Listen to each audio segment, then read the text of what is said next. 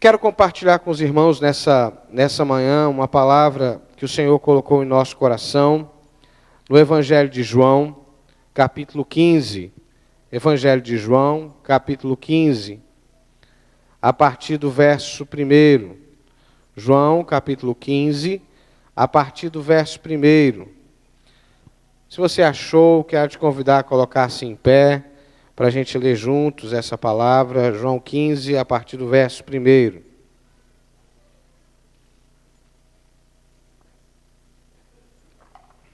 Diz assim: Eu sou a videira verdadeira e meu pai é o agricultor. Todo ramo que estando em mim não der fruto, ele o corta, e todo que dá fruto limpa, para que produza mais fruto ainda. Vocês já estão limpos pela palavra que eu vos tenho falado. Permanecei em mim, e eu permanecerei em vós. Como não pode o ramo produzir fruto de si mesmo, se não permanecer na videira, assim nem vós o podeis dar, se não permanecerdes em mim. Eu sou a videira, vós os ramos. Quem permanece em mim e eu nele, esse dá muito fruto, porque sem mim nada podeis fazer. Se alguém não permanecer em mim, será lançado fora, à semelhança do ramo, e secará. E o apanham, lançam no fogo e o queimam. Se permanecerdes em mim, e as minhas palavras permanecerdes em vós, pedireis o que quiserdes e vos será feito. Nisto é glorificado meu Pai, em que deis muitos frutos, e assim vos tornareis meus discípulos. Como o Pai me amou, também eu vos amei. Permanecei no meu amor. Se guardardes os meus mandamentos, permanecereis no meu amor, assim como eu também tenho guardado os mandamentos do meu Pai, e no seu amor permaneço. Tenho-vos dito essas coisas, para que o meu gozo, ou a minha alegria, esteja em vós, e o vosso gozo, ou a vossa alegria, seja completa. Amém? Senhor, nós nos colocamos em Tua presença, na expectativa, Pai, que o Senhor fale ao nosso coração, ministre a nossa vida, em o nome de Jesus. Amém. Amém. Pode assentar.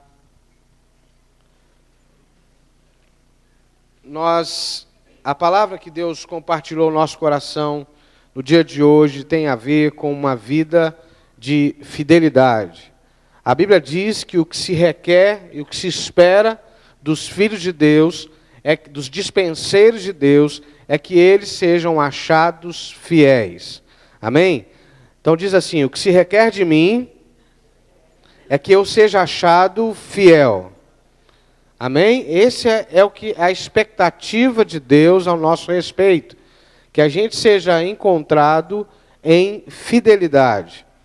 E esse texto de João 15, ele é tão conhecido, não é? Ele é tão forte, ele representa um momento. Há 2 semanas eu preguei aqui sobre João 17, e João 15 faz parte desse mesmo bloco, 15, 16 e 17, fazem parte de um bloco profético de Jesus sobre os seus discípulos.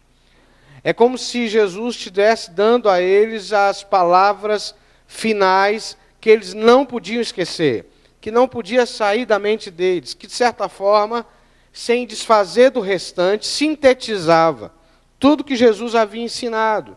Ou seja, trazia à memória aquilo que eles deviam guardar em lugar precioso, que eles deviam ter sempre à sua vista.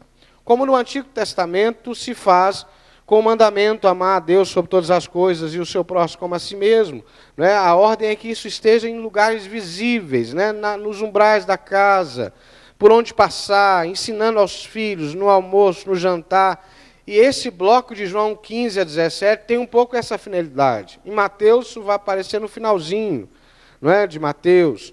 Cada evangelista meio que junta essas palavras paradigmáticas de Jesus num determinado lugar. E João, com a parábola da videira, traz à luz algumas coisas muito importantes para a gente que deseja ser achado fiel. E é interessante que eu já preguei muitas vezes sobre esse texto, mas ontem essa palavra se renovou na minha vida. Eu recebi uma palavra a respeito desse texto no encontro que participei, mas Deus trouxe à memória algumas coisas muito importantes para mim. A primeira coisa que eu preciso guardar e que o texto traz para mim, como exercício de fidelidade, é entender e discernir o meu lugar na videira. Entender e discernir o meu lugar na videira. Jesus diz assim, eu sou, ele começa o texto dizendo isso, eu sou a videira, meu pai é o agricultor. Todo ramo que estando em mim não der fruto, ele corta. Ou seja, Jesus já começa indo direto ao assunto. Jesus já começa indo direto ao ponto, dizendo assim, eu sou a videira, meu pai é o agricultor e vocês são os ramos. Isso define muito bem os papéis, não é verdade? Um dos problemas que a gente encontra em muitas relações familiares é a falta de clareza de papéis. Filhos que assumem o lugar dos pais, maridos que deixam de ser maridos, mulheres que deixam de ser esposas e assumem o lugar dos maridos, uma confusão onde fica todo mundo perdido e ninguém vive o propósito. A gente está agora, né, lá, paralelo a esse culto aqui, está tendo um retiro de homens, né, o nosso Renove Homens, e está sendo poderoso, impactante. Né? A gente tem 36 homens passando pelo Renove, e uma equipe de quase 20 trabalhando, e está sendo muito forte. E foi uma estratégia de Deus, né? Separar homens e mulheres, e os homens estão sendo chamados a assumir o seu lugar de liderança espiritual, de assumir esse lugar de ser líderes espirituais na sua casa. Porque está aí uma coisa que na vida da igreja, me desculpem, mas os homens foram frouxos durante muito tempo. Não é? Me desculpe a honestidade, eu me incluo, tá bom? Delegando o poder de liderança espiritual às mulheres. E se omitindo da sua responsabilidade. Isso é coisa para a mulher, não é? Pois no reino espiritual, isso é frouxidão, não tem outro nome. É frouxidão. Porque, na verdade, Deus nos chamou para exercermos liderança espiritual na nossa casa. Fecha parênteses. Bom, o texto fala, Jesus diz assim, eu sou a videira, meu pai é o agricultor e vocês são os ramos. Ontem Deus estava ministrando ao meu coração e como que essas coisas mudam muitas compreensões que a gente tem. Porque eu identifico muitas vezes na vida da igreja, e eu já me vi nesse papel, nesse lugar, em que a gente é tomado de um sentimento de autonomia, que parece que nós somos a videira. Parece que a gente tem, e isso é muito fruto da sociedade ocidental, né? Da modernidade, né? Desse sentimento crescente de individualismo, que a gente acha que é nosso. Não, eu que sou assim, eu sou autêntico, eu decido. Não é nada, você está só reproduzindo uma cultura de um tempo. Entendeu? Se você quiser, dá uma lida no meu livro, que você vai entender direitinho como é que começou esse negócio. Não é? A gente reflete a cultura e acha que está sendo autêntico. E aí, o texto diz assim, vocês são os ramos. E tem muita gente que se sente videira, que acha que decide o tamanho que vai ter, que acha que decide que tipo de fruto vai dar, que hora que vai dar fruto, e que tem autonomia diante de Deus até para dizer assim, ó, Deus, meu negócio é eu e o Senhor. O resto, que também é profundamente moderno. Né? É um sentimento da cultura que toma conta da igreja. Não existe no cristianismo essa autonomia de dizer sou eu e o Senhor. Você e o Senhor não existe. Existe você e o Senhor no corpo. Existe você e o Senhor na videira. Você e o Senhor é invenção moderna. Uma ideia equivocada da fé. Não existe esse negócio, porque ramo, para estar sozinho, ele teria que ser a videira. Ou então está morto. Entendeu? Então, a menos que você tomou o lugar de Jesus, você e o Senhor não existe. Existe você e o Senhor na videira. Você e o Senhor no corpo de Cristo. Você e o Senhor no meio de uma comunidade de fiéis onde você não tem autonomia. Onde você não decide para onde vai a sua vida espiritual, porque ela não começa em você e não termina em você. Você está inserido num contexto que é maior do que a sua liberdade de decisão. A única coisa que você pode decidir nessa vida, que o livre-arbítrio te dá a decisão, é se você quer ir para o céu ou para o inferno. Mas se você quer ir para o céu, tem um caminho. Se você quer ir para o céu, você começa por render sua autonomia e dizer assim, agora em diante Jesus é Senhor da minha vida. É por isso que a gente adora de mãos postas. É por isso que a gente se ajoelha. Essa autonomia moderna, individualista, é eudolatria, é anticristã, é coisa da besta, do Apocalipse. Fala para o seu irmão assim, você não foi chamado para ser besta, fala para ele. Fala, por favor, com o seu irmão. Você não foi chamado para ser besta. Porque quem quer tomar o lugar de Cristo é besta.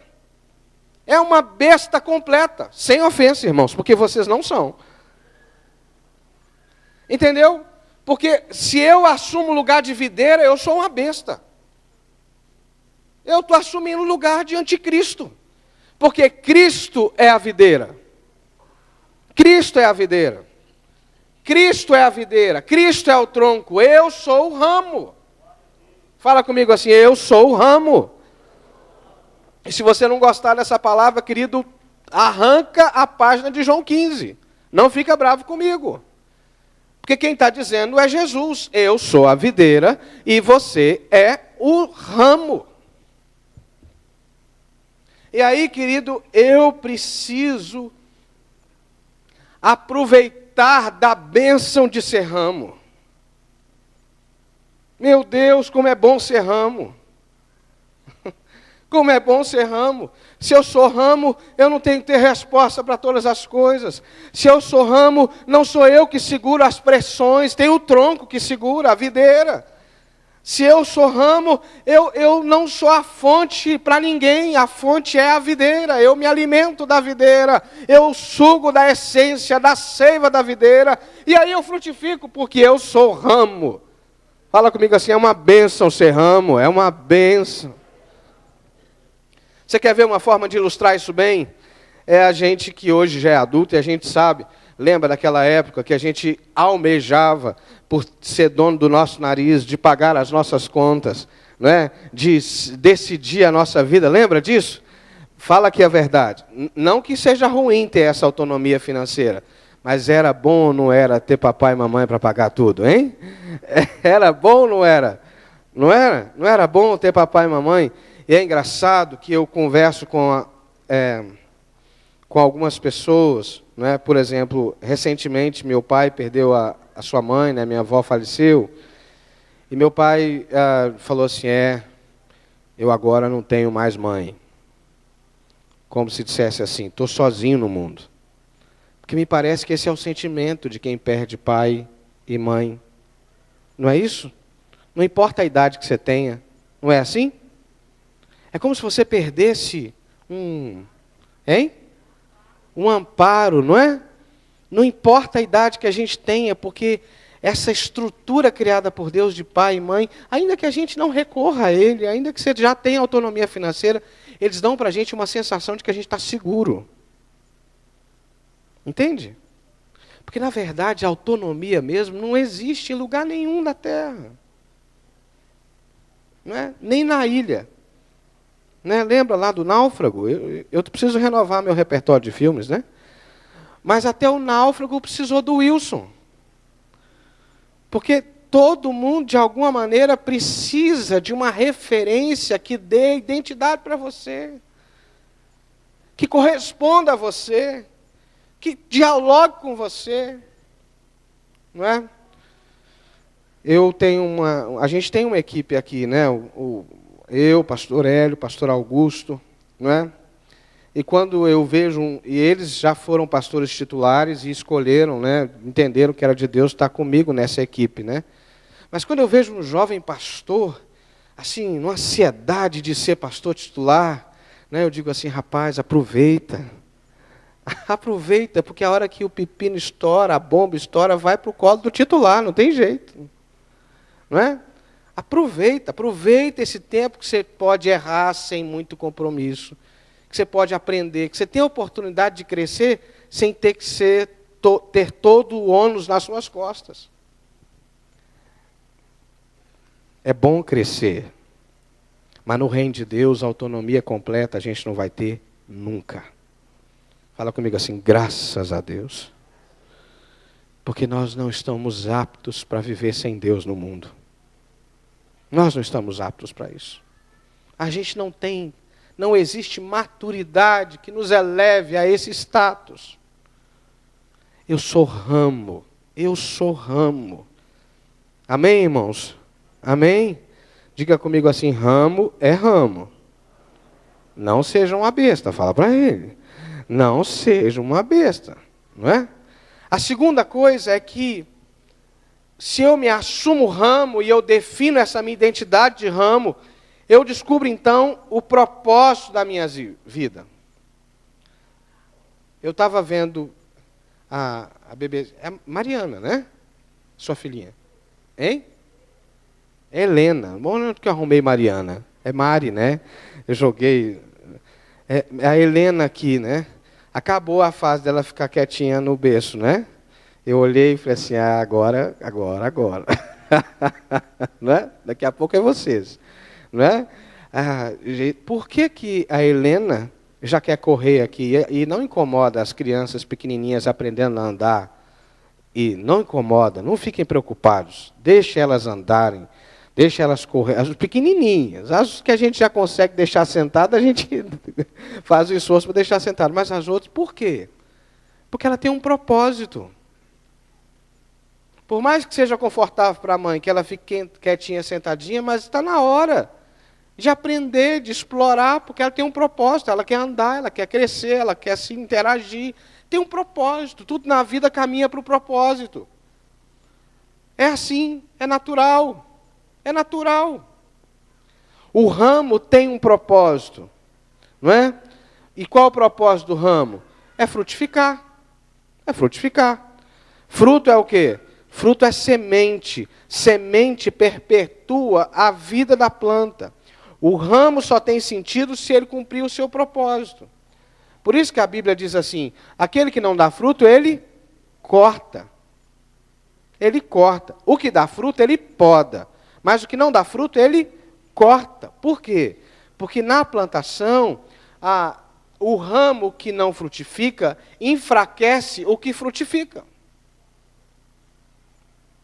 Eu achava que isso era uma coisa específica das uvas, né, da parreira, mas não é. Outro dia eu visitei uma plantação de pocã, e é a mesma coisa. O fruto que frutifica tem todo um processo em cortar a fruta do ramo, em limpar o ramo, mas o fruto mirrado, que não frutifica, o agricultor vai lá com a tesoura e mete a tesoura nele. Corta, porque ele rouba a vitalidade da planta. Ele está indo contra o propósito que ele foi estabelecido. É propósito de Deus que todo ramo frutifique. Deus chamou a você e a mim para frutificar. E aqui eu quero confessar um pecado. A igreja errou em formar o povo de Deus para frutificar. A igreja, ela sacralizou algumas coisas e ignorou outras. Por exemplo, essas cadeiras que estão aqui, logo elas vão sumir daí. Mas elas criam uma categoria especial de crentes. Elas criam uma categoria especial de crentes. Eles que frutifiquem, eles que façam a igreja crescer, eles que façam a igreja funcionar bem, porque eles são pagos para isso, eles são remunerados para isso, eles se estudaram para isso, eles se aperfeiçoaram para isso. Enquanto, na verdade, nós somos do mesma categoria, porque a gente é ramo, só ramo. Eu não tenho conseguido sentar aqui mais. Não porque eu não tenho problema, que eu tenho problema com a autoridade que está sobre meus ombros, só a responsabilidade. Não, eu faço isso não quando eu assento aqui. Eu faço isso no meu estilo de vida, no meu dia a dia, quando eu pego esse microfone para pregar, quando eu discipulo uma pessoa, quando eu tomo decisões. Mas definitivamente eu não sou uma categoria especial de crente. Eu sou tão ramo quanto você. E eu fui chamado para frutificar. E quem foi que criou isso? A igreja mesmo. Foi a igreja que fez isso. Isso é herança do século IV. quando os clérigos foram comparados aos reis, e passaram a se vestir como reis, e passaram a assumir o lugar de reis, e parecia que eles eram especiais. O ministério é especial, o ministério ordenado é especial, mas eu continuo sendo ramo. O Evander, o Hélio, é ramo, não besta. Amém? É ramo. E aí o que o ramo que frutifica faz? Porque aí vem uma outra história. A igreja, e eu assumo também aqui a responsabilidade, falhou muito em ensinar como é a frutificação. A igreja muitas vezes pintou um mundo ideal para os crentes e não disse como que eu saía daqui para cá. Entendeu? A gente ficou pintando os céus, o mundo perfeito dos cristãos, mas não diz como eu saio daqui para aqui. Então, a gente precisa mudar isso. Como é que, então, a nossa vida de ramo frutifica? A primeira coisa, Jesus disse assim: permanecei no meu amor. Permanecei em mim. Porque todo ramo que estiver em mim vai dar fruto. Não é? Vai dar fruto. Permanecer em Jesus, irmãos, é o segredo. É a máxima. Deus me deu uma oportunidade, já tem 3 anos disso, eu tenho participado de uma rede de pastores, dos pastores das maiores igrejas do Brasil e do mundo. Não é? Eu tenho participado e convivido com essa gente, e gente séria, gente honesta, gente que não aparece na mídia, gente que a gente nem sabe que existe, mas que estão frutificando de maneira poderosa, que estão investindo no crescimento da igreja no Brasil e no mundo. Não é? E todo mundo é unânime em dizer, quando você pergunta assim, qual é o segredo? Como é que você conseguiu esse nível? É permanecendo em Jesus. É indo para Jesus. É debruçando a minha vida para Jesus. Tem muitas estratégias, mas não é a estratégia. É a profundidade de entrega. É uma igreja que tem paixão por Jesus. É uma igreja que ama Jesus, que não tem nada além de Jesus, que não tem nada mais importante que Jesus, não tem nada mais especial que Jesus. Não há nada que ocupe mais o meu tempo, meu coração, do que a presença de Jesus. Jesus disse: permanecei em mim. Porque todo ramo que permanece em mim dá fruto. E há uma diferença, queridos, em ter Jesus como amparo e permanecer com Jesus. Há uma diferença em ter Jesus como Salvador e permanecer com Jesus. Sabe, irmãos, eu não tenho dúvida, e não se escandalize com o que eu vou dizer, que muita gente que não tem um compromisso muito sério com a igreja, com o reino, mas que aceitou Jesus, entregou a vida para Jesus, quando a gente chegar lá no céu, eles vão estar lá também. E a gente vai dizer assim: você aqui, eu estou no lugar errado. Logo você não se preocupe, porque a graça de Jesus é muito maior. É muito maior. Então, se é só para ser salvo, você não precisa ficar preocupado. Confessa Jesus, não é? Ame a Ele, está tudo certo. Não vai trocar Jesus, não vai ser besta, né? Mas a graça de Deus é muito maior. A gente não faz nada na igreja para ser salvo. A gente está na igreja porque a gente foi salvo. Entende? Do outro lado, há uma outra realidade que só é acessível para aqueles que se entregam verdadeiramente, que é a manifestação do reino aqui na terra. Sabe aquela oração que Jesus diz assim: venha o teu reino e seja feita a tua vontade, assim na terra como é nos céus. Essa dinâmica do reino, de você começar a ver sinais, maravilhas, uma vida cheia de propósito, uma vida frutífera, a sua vida impactando outras pessoas, a sua família plena na mão de Deus. Isso só é possível através de um posicionamento, de tomar a decisão de permanecer em Jesus, de estar em comunhão com Jesus. É possível ser salvo e ter uma vida medíocre espiritual. Não é assim. A graça é graça. Mas é impossível viver a dinâmica do reino sem uma entrega profunda. sem permanecer no amor de Jesus, sem se lançar a Jesus profundamente, inteiramente. A gente vive dias de maior perseguição no mundo árabe. Maior perseguição. Mas a gente está vivendo também um tempo de salvação em massa lá. Recentemente a gente tem um testemunho verídico, confirmado, sabe, tudo certinho, de um moço que morreu, foi levado para o hospital, lá foram retirados os órgãos dele, foram retirados os órgãos, no processo, não sei por que razão isso foi feito, não é? E quando alguém voltou à sala, o moço estava vivo. Deus deu órgãos novos para o moço e ele está vivo, contando história. Isso não é invenção. Quem me disse isso teve contato direto com essas pessoas, entendeu? E são pessoas extremamente sérias. Jesus está ressuscitando mortos de novo. Jesus está curando paralíticos. Jesus está dando vista aos cegos. Jesus está fazendo coisas extraordinárias na terra para dizer para o povo dele que o reino de Deus está entre nós.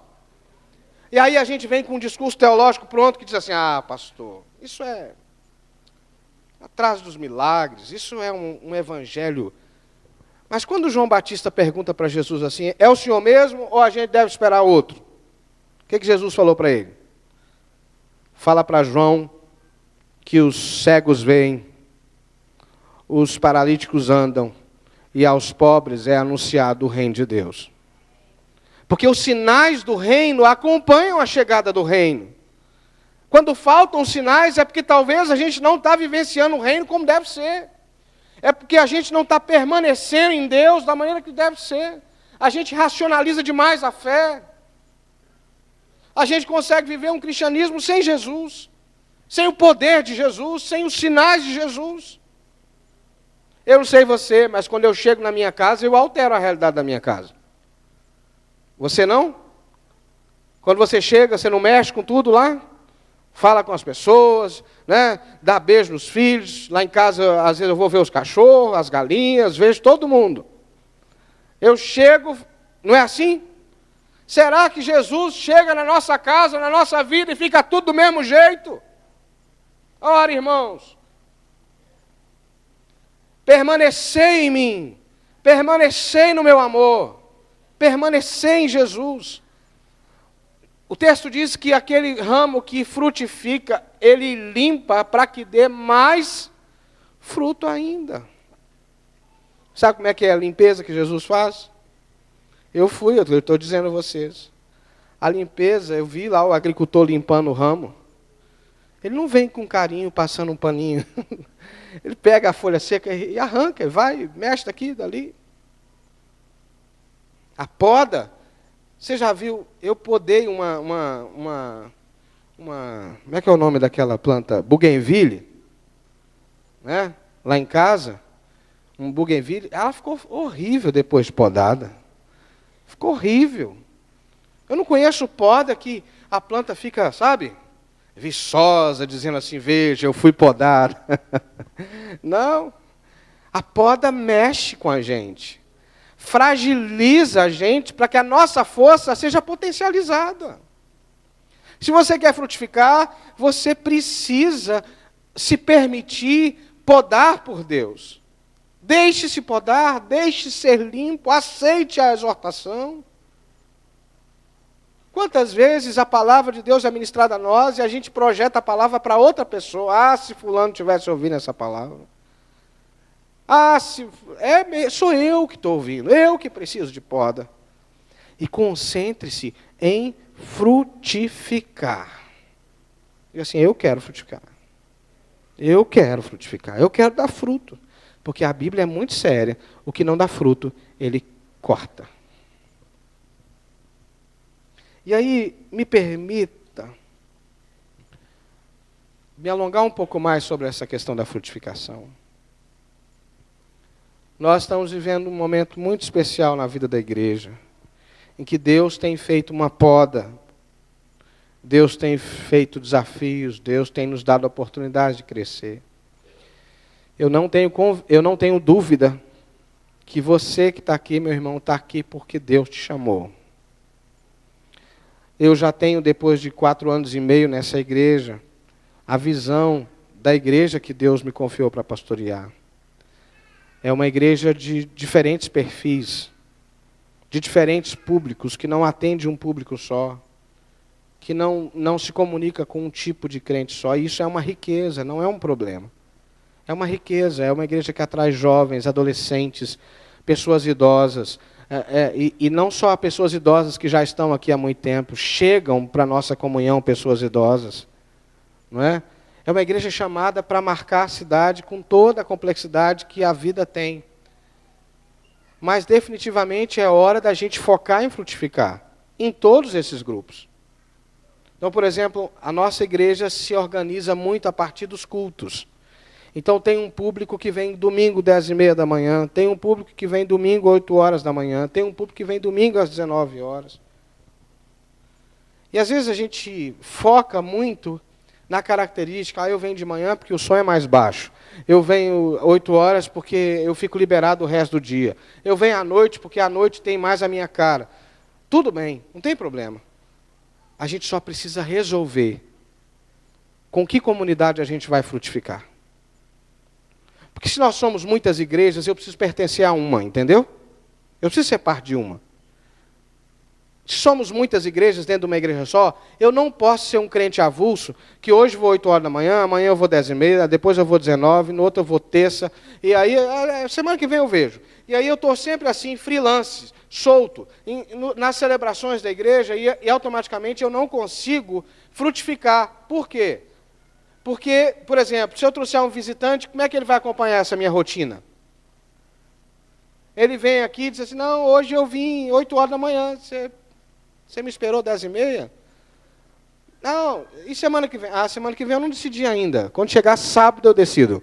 Você vai consolidar alguém assim? Não, não vai.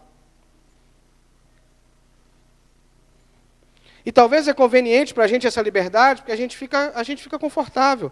Mas a gente não vai conseguir gerar frutos se a gente não tiver um lugar de referência.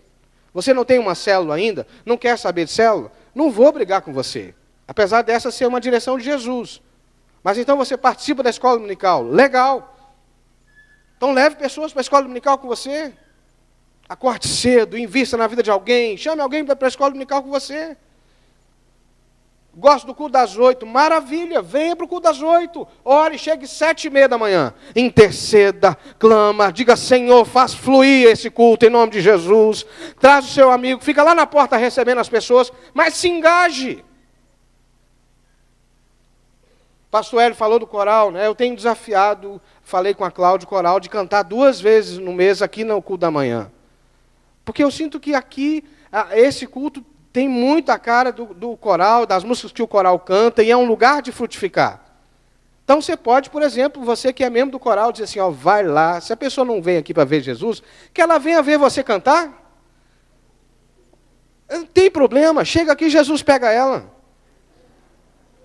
Não é assim? A gente já está tomando essa decisão no Ministério do Louvor também, não é, Grace? A gente já está dividindo o Ministério do Louvor, porque cada equipe tem um perfil.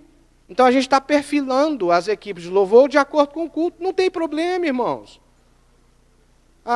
Quem anda comigo fica em crise, porque eu ouço música de tudo quanto é jeito. Evangélica. Eu gosto de Salomão do Reggae, eu gosto de música clássica, eu gosto de adoração em inglês, eu gosto de Ademar de Campos, eu gosto de música sertaneja. Eu sou, não sei se isso é uma aberração, Cláudia, você que é da área de... Mas eu gosto de música de quarteto a capela, sabe assim? Aquela coisa de... Eu gosto, irmãos. Desculpa. E eu sou assim em muitas coisas na vida. Na vida da igreja, né, nos concílios da igreja, tem gente que acha que eu sou conservador, tem gente que acha que eu sou avivado, tem gente que acha que eu sou político, tem gente que acha que eu não sou nada. Tem gente que acha que eu sou legalista, porque nos concílios eu sei me posicionar, eu conheço a lei da igreja e tal. Não vai saber. Teve um concílio geral que eu fui eleito, que alguém disse assim, de uma ala mais conservadora, disse assim, eu estou feliz que você foi eleito delegado ao Conselho Geral. Eu falei, que bom, tá não, porque você pensa, você tem uma reflexão. Aí um outro veio e falou assim, olha, eu estou fazendo as contas de quantos avivados foram eleitos. Eu, você... Eu sou de Jesus, amém? Amém, irmãos? Eu sou de Jesus. Se eu vou frutificar cantando no coral, dançando hip hop, sabe? Não tem problema. Desde que eu, frutifique. Amém, irmãos? Porque modelo de igreja não salva ninguém. Embora a gente tenha que ter condições de ter um modelo de igreja, uma proposta de igreja que fale com as pessoas do nosso tempo. Eu vejo nos meus filhos, nas crianças, não é? Eles fazem críticas severas, não é? A quem está dirigindo o culto, a quem está pregando, a quem... Outro dia eu perguntei como é que foi, não posso contar muito detalhe, porque eu vou acabar expondo alguém, né? Mas ele já disse que gosta de um professor tal, porque quando ele dá aulinha, ele dá de uma maneira assim, ele não fica lendo só o que está escrito, ele conta a história, ele interage. Porque para essa geração que está aí, esse modelo de sermão, de que eu vou lá, leio o texto, numa linguagem que não faz sentido mais para ele, de João Ferreira de Almeida, da década de 30, e vou explicar, não faz sentido para ele. Ele quer uma mensagem que interaja. Não é? Eu dei para os meus filhos um livro que chama O Peregrino, que é do século XVIII. O livro tem mais de 200 anos. Só que alguém transformou o livro numa linguagem em quadrinhos. Ele devorou o livro. Devorou, tem desenho, ilustrações. Ou seja, a gente precisa de uma linguagem que chegue até as pessoas. Não adianta eu ficar aqui com uma liturgia do século XVIII, achando que eu vou conseguir atingir o povo do século XXI. Não tem como. Não tem como. Mas eu preciso frutificar. Não interessa o meu gosto de igreja. O que interessa é se eu frutifico ou não. Porque se eu não frutificar, e frutificar não é fazer serviço na igreja. Frutificar é gerar vidas, pessoas. Existem os frutos do Espírito. Os frutos do Espírito na sua vida é bondade, longanimidade, mas os teus frutos é você gerando outras pessoas para Cristo.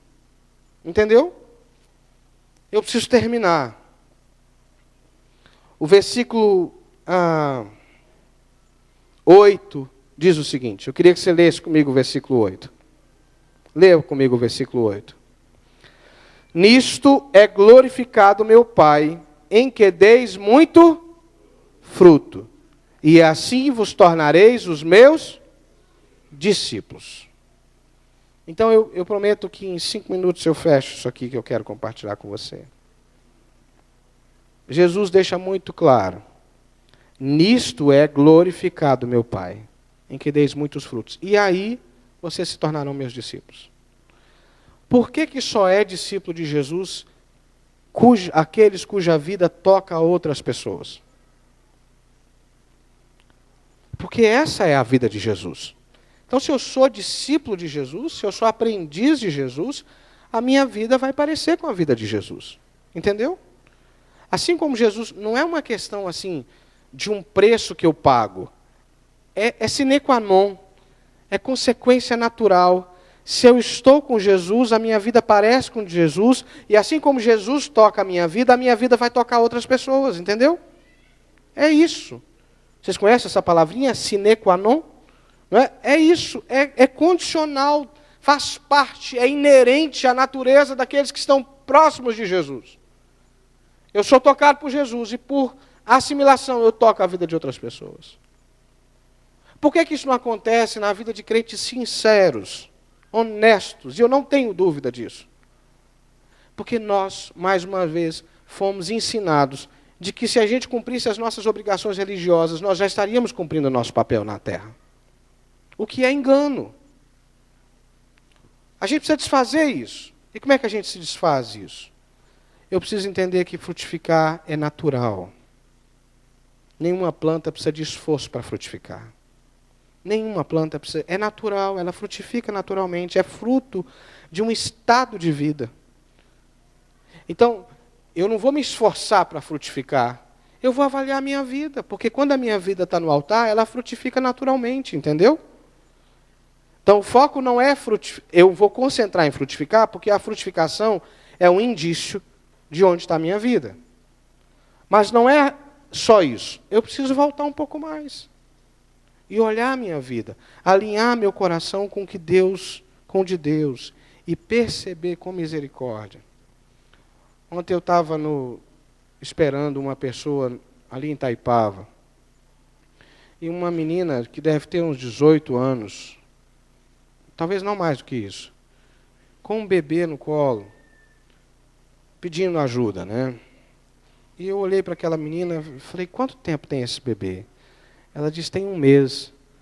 Eu falei, mas minha filha, você com essa criança na rua, nesse frio, 1 mês de vida, não é?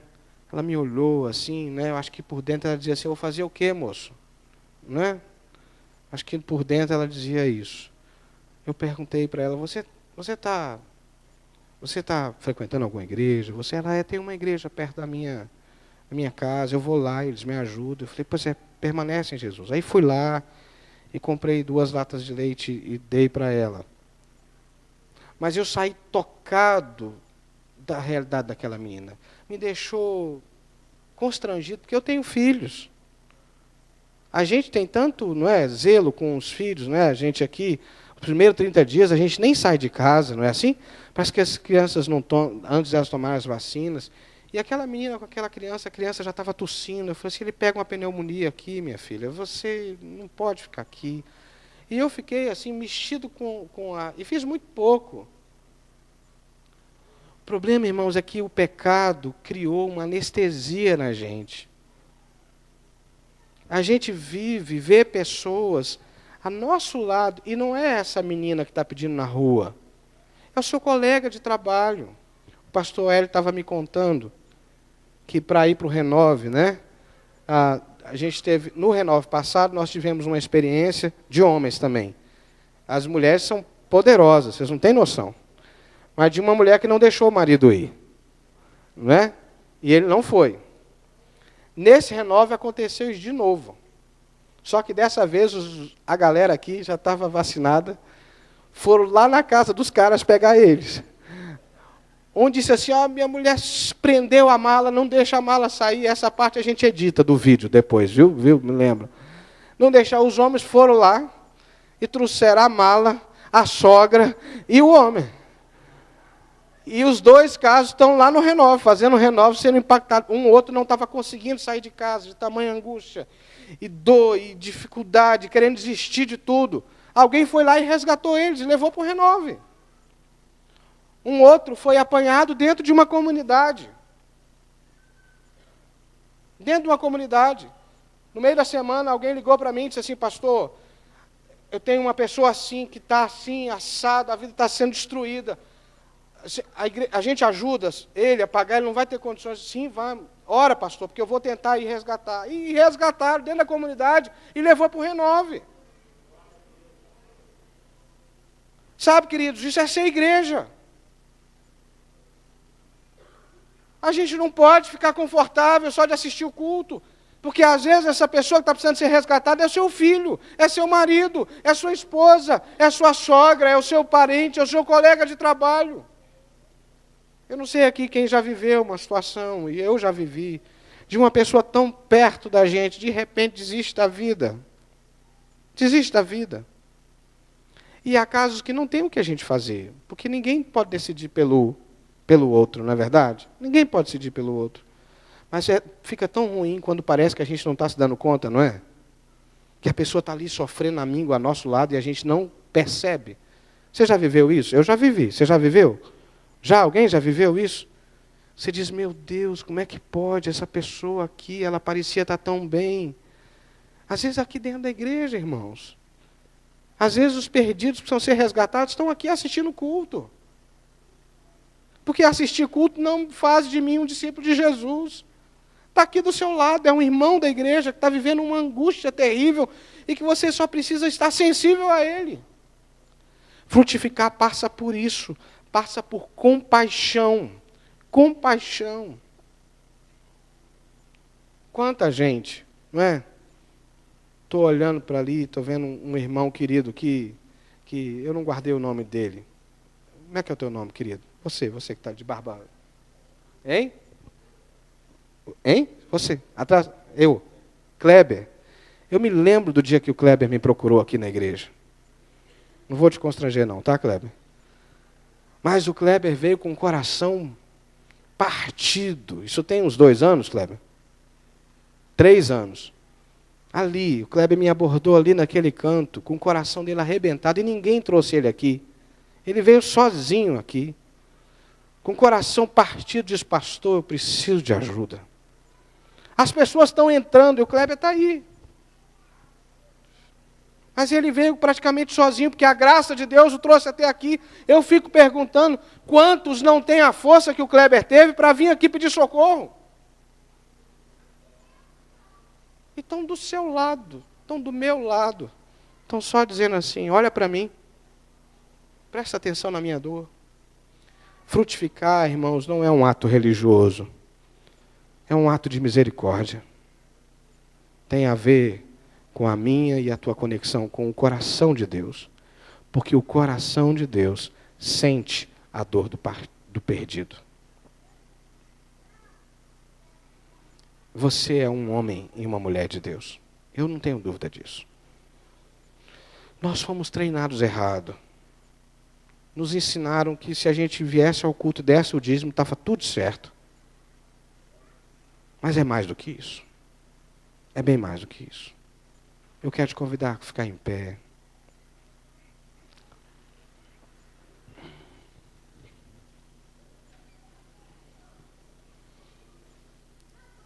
Nós vamos começar hoje à noite um projeto que eu vou começar aqui semana que vem.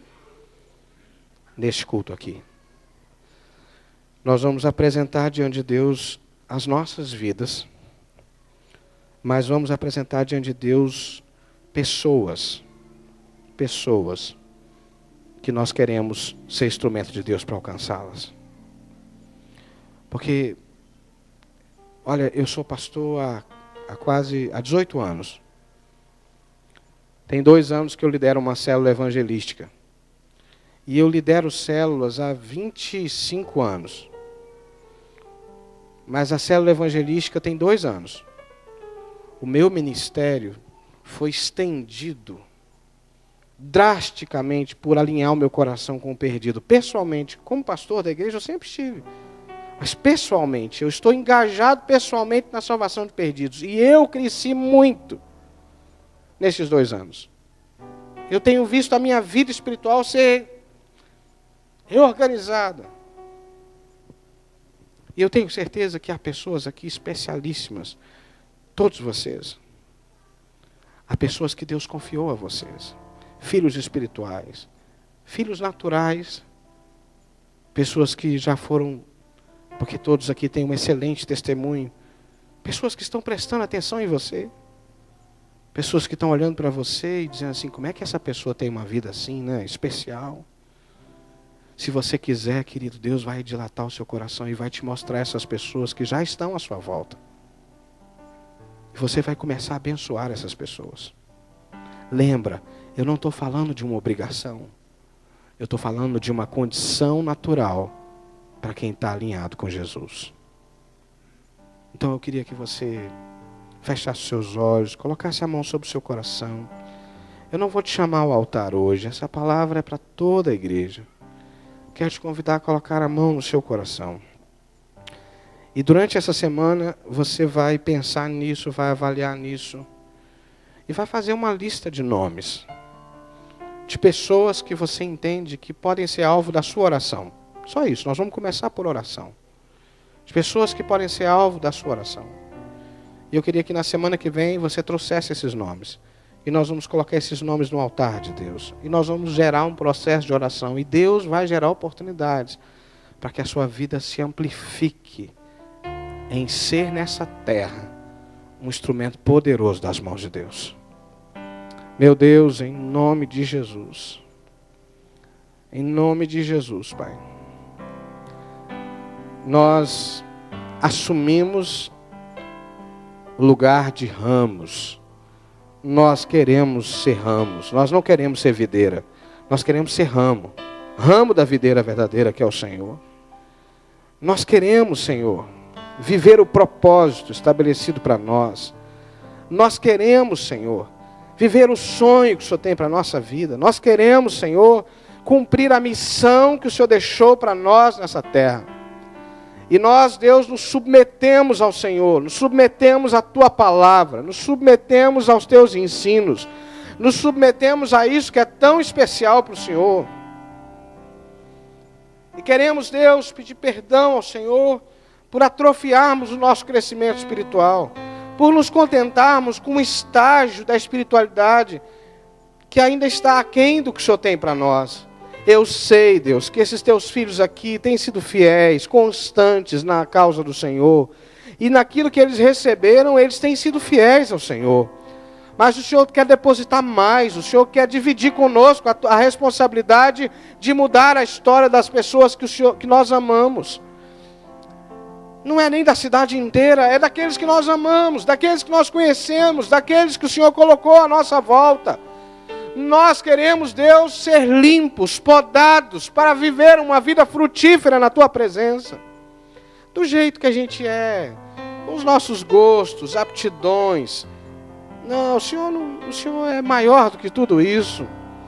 Mas dá-nos um senso de visão e propósito, para que a gente possa, Deus, tomar uma decisão no altar do Senhor, na presença do Senhor, de viver uma vida relevante espiritualmente, uma vida que marca as pessoas, não com o que a gente faz, mas com o que a gente é, com o testemunho da nossa vida, com a nossa boca proclama a esperança em Jesus. Meu Deus, há um sonho do Senhor para nós, há um desejo do Senhor para a nossa vida, e nós nos rendemos completamente a Ti. Eu entrego cada adolescente, cada jovem, cada homem, cada mulher, cada família aqui representada, e eu clamo do Senhor: cumpre em nós os Teus planos, Senhor. Aviva a Tua obra, desperta a Tua igreja, encoraja-nos, dá-nos alegria de viver aquilo que alegra o coração de Deus, dá-nos paixão de viver aquilo que apaixona o coração de Deus, dá-nos foco, intensidade para viver aquilo que é alvo do coração do Senhor. O Senhor Jesus, quando esteve nessa terra, foi censurado porque andava entre os pecadores, sentava com os pecadores, comia com os pecadores, enquanto um grupo de religiosos vivia à parte, uma vida aparentemente perfeita, mas que não alegrava o coração de Deus. Nós queremos parecer com Jesus, nós queremos um movimento das águas, queremos um movimento do Espírito, gerando em nós fome de Deus, sede de Deus, anseio pela revelação do Senhor. Ah, Senhor, eis-nos aqui em Tuas mãos, eis aqui a Tua igreja rendida ao Senhor, povo que o Senhor escolheu, povo precioso, povo fiel, povo zeloso pela Tua obra. E como disse o pastor Hélio, nas diversas expressões, no trabalho com mulheres, no trabalho com música, com louvor, com coral, com quarteto, com família, ministério de família, intercessão, santuário, ação social, em todas essas expressões da igreja são zelosos, são observadores, cuidadosos. Mas há um serviço mais excelente. Há um ministério que é de toda a igreja, que é de fazer discípulos. Ajuda-nos, ó Deus, a abraçar essa visão e marcar a nossa geração com o testemunho vivo da Tua palavra. Abençoe a semana dos Teus filhos. Abençoe a nossa semana. Dê-nos uma semana rica da Tua presença. Nós nos consagramos ao Senhor em o nome de Jesus.